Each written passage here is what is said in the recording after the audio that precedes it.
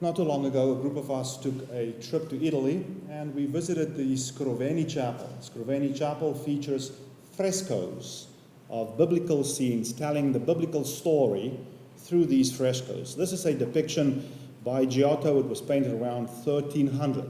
This, of course, is the entrance into Jerusalem on Palm Sunday. So you can see that there are people climbing up in the trees. You can see one breaking off a branch. And then at the bottom, of course, you notice people putting their clothing, cloaks, and such things on the ground in front of Jesus as Jesus enters.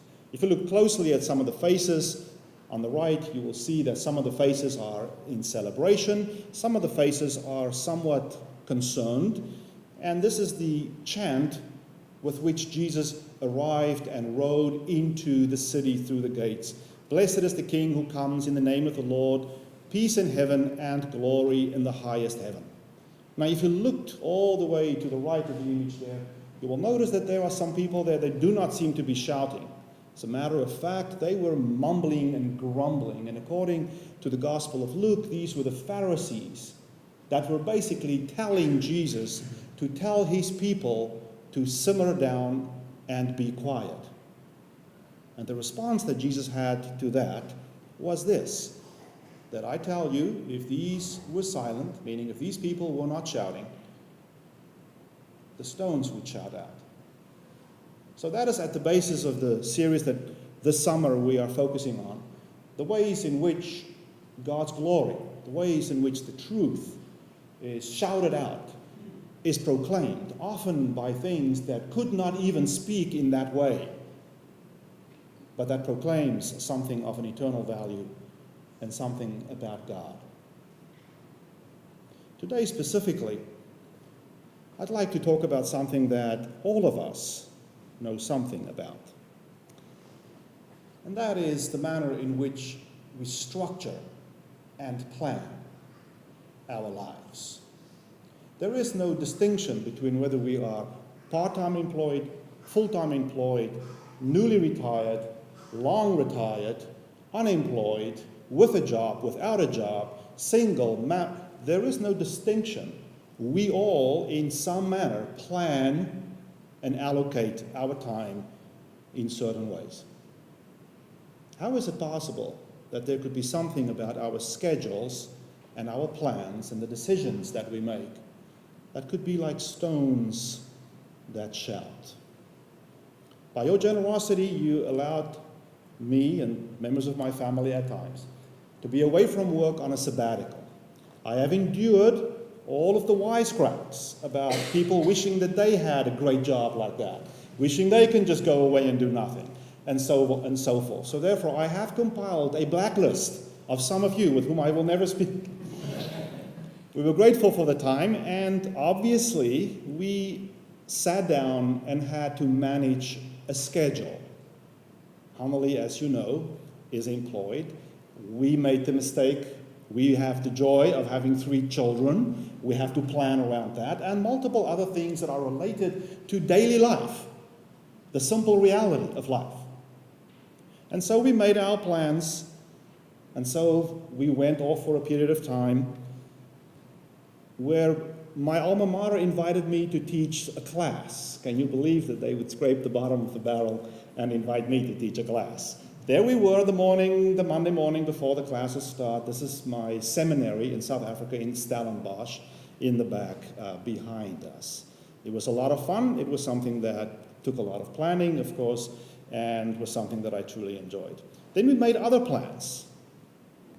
We were also going to go to Europe. At one point, we were going to take a flight. This is an airline, a budget airline called EasyJet. I mean, some of you may have even taken a ride on this airline at one point or another as well. And then another arrangement that I made with Henny, who joined me, was for us to visit Manchester United. So on the Saturday before the Sunday game, we had a tour of the stadium. It was fantastic. Saw the dressing room, saw the press room, saw all of these things that over the years we've watched together only on TV. And so we made plans, and so we laid up these plans. And then the stones that are embedded in the decisions that we make and in the plans that we make began to speak from the Bible, from the book of Proverbs, where it says that the plans of the mind, of the intentions, they belong to us, the mortals. And that these are the plans and the conjectures and the projections and the intentions that we may have, and we design them. We paint a picture. This is what it will be. And we work and do whatever we can to make that come to pass. But then the verse continues, Proverbs 16, that the answer of the tongue is from the Lord. So in the Hebrew vernacular, what that means is that while what is inside, and that may be the plans that the humans may be making, what is manifested of those plans, in other words, what the tongue speaks, what becomes audible and tangible for others, that word does not come from the mortal, that word comes from the Lord. And hence the expression that man proposes and God disposes. And so Proverbs continues that all one's ways may be pure. You see, the path that we plot to us may seem great. We may even go as far as to say that these plans that we are making have good qualities to them, even godly qualities, may even be lasting, and consequently we may feel that they are righteous. Our own ways may seem very pure to us in our own eyes, but the spirit of it, what is truly lasting behind it, that is weighed by God. And so the human mind plans the way, but the Lord directs the step. See, a parallel thought. Once again, we may make the plans, but at the end of the day, the actual steps that are taken are not directed by my plans exclusively. They are directed by the Lord. Because, and this is how chapter 16 of the book of Proverbs ends, the lot is cast into the lap, but the decision, the outcome, is the Lord's alone. Drawing from the Hebrew context, where the priest often had to mitigate or decide an issue, and then cast objects literally into his lap as the tunic was folded, and then was guided by God to proclaim an outcome.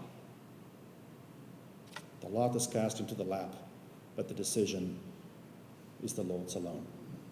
You see, we propose and we plan, but the reality is sometimes something completely different. I had a wonderful invitation to participate in a study group on science and religion at the University of Oxford.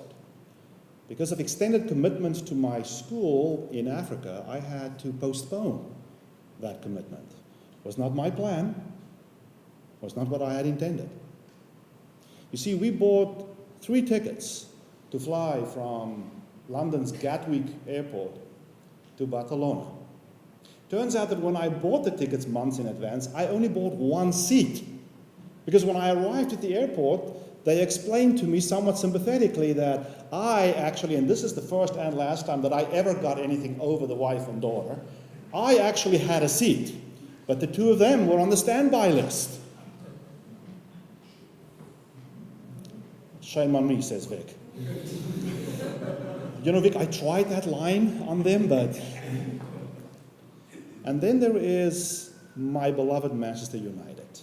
Manchester United is a football club, Cal. This is a game that is played where the ball is mostly kicked and handled by feet, which is why it's called football. Not the American kind, which should be called handball because people mostly handle it, but that's a whole different story. Since 7th grade, this has been my football team. Never have I been to a live game. So to be able to go to a live game by your generosity and have the opportunity to be there, Manchester is a good 3.5 hours away from London. It is a schlep to get there. To be able to go to a game was something that was fantastic. The day before, we had the tour. The morning of, the game was at 3 o'clock in the afternoon. It was the last game of the English Premier League season. All 20 teams play at the exact same time at 3 o'clock, meaning there are 10 games, which determines how the teams end up at the end of the season. It's a great day. We did all the things that you do when you go to a game. We had a Reds pie, nickname for the Manchester United people are the Reds. We went to the official Manchester United pubs where there was the singing and the making fun of all the other teams and all the other players. And of course the aggrandizing of the current players. We did all of that. And then we made it to our seats. And we had barely sat down when this was the view that we had. Whereas the two stands, the one directly in front of us and the one to the right of us, were filled. They emptied out in less than 2 minutes. We saw the players come on the field. We saw them warm up. We saw them get ready for the game, go off to get ready for the whistle. And the next minute, those two stands emptied out. And the announcements came over the intercom. And it turns out that a security firm, when they ran a bomb drill and hid fake bombs in backpacks around the stadium to train their staff, had inadvertently, and it's not funny, Laurie, had inadvertently left one of these fake bomb backpacks in a bathroom, and when a fan went to the bathroom right before the game, saw this backpack with wires hanging out of it, I am not kidding, and the next minute, they abandoned the game. This has never happened. This has never happened. I can assure you, there was never in my mind, ever did I entertain the possibility that the game that I will finally see will somehow not get played. I was concerned that I may not make it there. I was concerned that the weather may be horrible, but it is England and they play. There was never any doubt that the game would take place. These were some of the headlines from that. And the game was then postponed. Oh yes, they refunded us the money for the tickets, and the game was postponed to 2 days later, and everybody could come to that game that had a ticket before. But by that point in time, since we had made plans, we were in another place. So you see, the plans that we had made to go to this game did not matter as much as the final outcome as it came to pass. And so the world that we live in and the reality that we live in, we plan on a lot of things that we believe are supposed to happen. Missing a game had some negative value to me. But Joe, each and every one of us face challenges and obstacles that go far beyond a football game. Because as Cal knows, it is only a sport. None of us ever supposed that the World Trade Center would forever be missing from the skyline as we knew it. It was not in the plan. Many of us did not plan on developing breast cancer, did not plan on having a marriage develop in the way that it did not plan to have children pose us with the challenges that the children pose to us. And so all across the globe at this point in time, where people supposed and planned and relied on peace and harmony and people getting along, all over the world, people are learning that there are plans that we make, and then there's an outcome that sometimes varies from that. You see, we make decisions. The English expression, and we did try this out, is that the proof is in the pudding. In other words, we might have the best recipe and the best plan to make the pudding, but it is until we actually taste the pudding that we know whether that recipe was a success, or whether I followed it appropriately, and whether the pudding is what it was supposed to be. When we meet reality, it tests not the manner in which we planned so much as the manner in which we believe. You see, reality is not a test of whether I planned properly. At some level, of course, it is. But at some level, there was nothing that I could do about a game getting abandoned. There was nothing I could do, much as I tried to convince this person at the EasyJet counter that the lovely wife and daughter have no seat. We're supposed to meet her parents in Barcelona. I don't want to stay here by myself. And you see, the reality of the things that happen to us, especially the things that we would not have chosen, the things that we did not plan for, they don't test whether we're an expert planner. They test whether we are a child of God. They test whether we are a child of God. You see, because the children of God understand that our faith is not a figment of our imagination. Our faith is not some philosophical idea that we have up here, some place that we can escape to, kind of like our chapel today, a cool air-conditioned space where the rest of the world is at this point in time sweltering already. Our faith does not operate like that. Our faith does not empower the children of God to live in little bubbles of security where everything is great. And then somehow they go back into reality. Our faith empowers us to understand that it is a force that empowers us to deal with the plans that we make and do them well, but then to deal with the outcome that we may not have chosen. You see, we have different responses that we could have to the fact that we know that there are no guarantees. Because we know that there are no guarantees in life. So one of the reactions to that, and many people who have fallen out of habit of interacting with church and with faith, simply believe that because there are no guarantees, therefore a fatalistic approach to life is simply the easiest way to go. Why live naively, they would say, in this hope that it'll all work out? It is better to just tumble into every day, they say, and simply take whatever comes your way, because there's not much you can do about it anyway. That is a powerless, fatalistic approach to the reality that we live in every single day. There is no power in that. There is only a victim. There is only a person trapped at the mercy, like flies to wanton boys. They live their lives where the gods swat them for their sport. There is no power in that. There is no dignity in that. You see, there is no power in weakly and pathetically just simply saying, I have no power. What does it help for me to do something? Why should I bother planning? Because who knows what will happen anyway?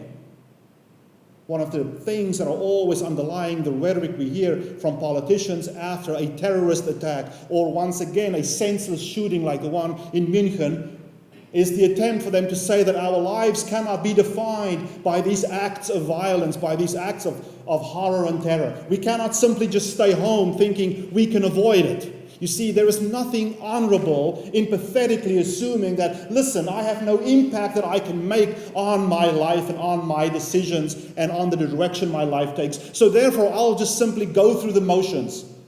That is not a child of God. A child of God does not withdraw into a cool chapel where we can all agree on the virtues of all of these things. A child of God comes here for that rejuvenation. But they speak those words when they go out and sit in a meeting. He's cut off in traffic, runs around the parking lot looking for a parking spot, and somebody else takes it. Has the opportunity to get ahead by telling a fib. Has the opportunity to benefit by telling a lie. Has the opportunity to fix a problem by telling a big lie. Has the opportunity to advance themselves at the expense of another person. That is where what the children of God talk about here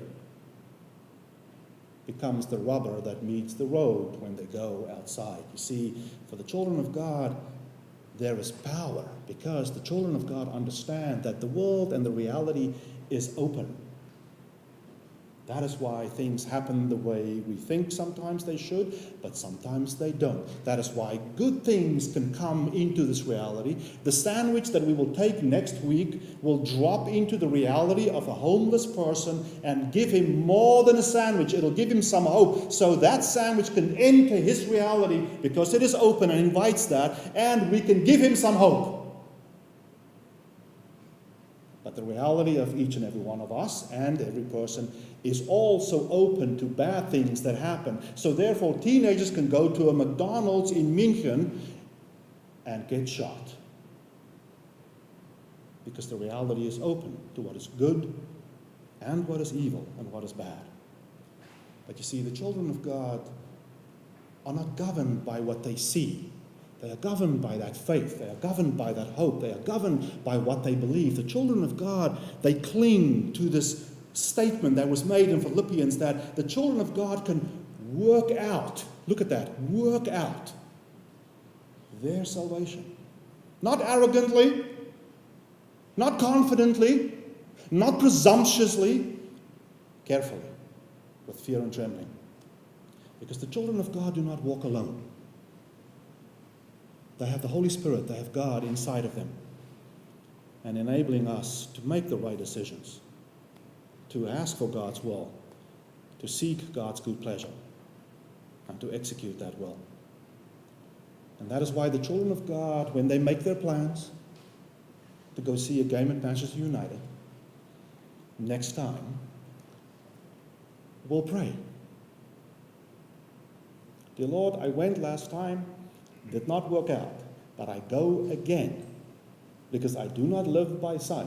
I live by the faith that if I dedicate this to you, and if it is your will, it'll happen. You know, I used to grow up with people talking about Dieu volente, always saying God willing.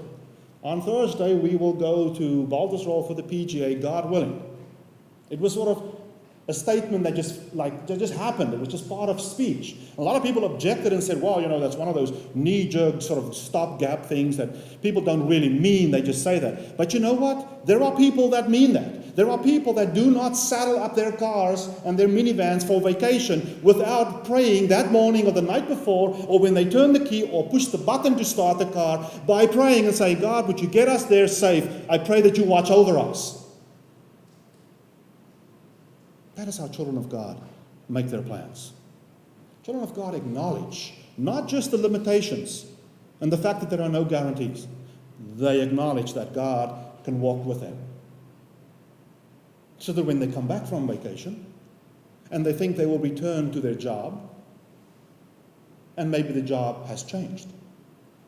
Or when they ask themselves questions about this job that they are in, the children of God acknowledge that they have the power to select a job that will make them feel they're doing something meaningful with their lives. Not having to remain trapped, victimized in a job to pay the bills, but suffer the soul. The children of God acknowledge that the coquille Saint-Jacques that they're about to eat is not just there because they worked for it, they deserved it, and they've earned it. The children of God say grace before they eat. They say thank you when they receive. They ask help me before they begin. They include God in, if you will, a partnership to deal with their plans and to deal with their schedules. The children of God understand that when things come out in a way that they did not expect. And once again, let's put aside the trivial disappointment of a football game. Let's talk about a personal disappointment, whether that be from a vocation, whether that be from a medical issue, a true disappointment. You see, once again, the children of God are not passive. The children of God are not trapped. The children of God actively fall back on God, because they draw from this awareness that the one who has known them since they were tiny, that one, the one who has formed them, knows them by name, knows everything about them, knows of that disappointment, and therefore will walk as dispatches go in Isaiah. Whether it's just water or the most intense form of water, like a rushing river, just the fire or the hottest part of the fire, the flame, makes no difference. God has called us by name. And therefore God knows that when our plans don't work out, when we run into things that we did not anticipate, that God is there for us. And this is the confidence, and this is the motto that empowers us.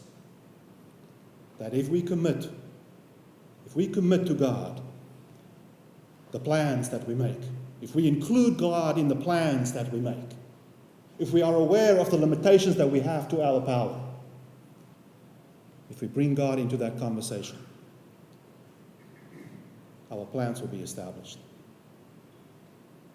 The children of God are active in their world. And when their schedules and their plans and their projects and the outcome of tangible things like stones shout at them the awareness and the reminder that there are no guarantees, but that God never, ever is far from us, but empowers us to make the plans, to dodge, to pick up the pieces. Never do we do that alone. Always do we do that, aware of God's presence with us.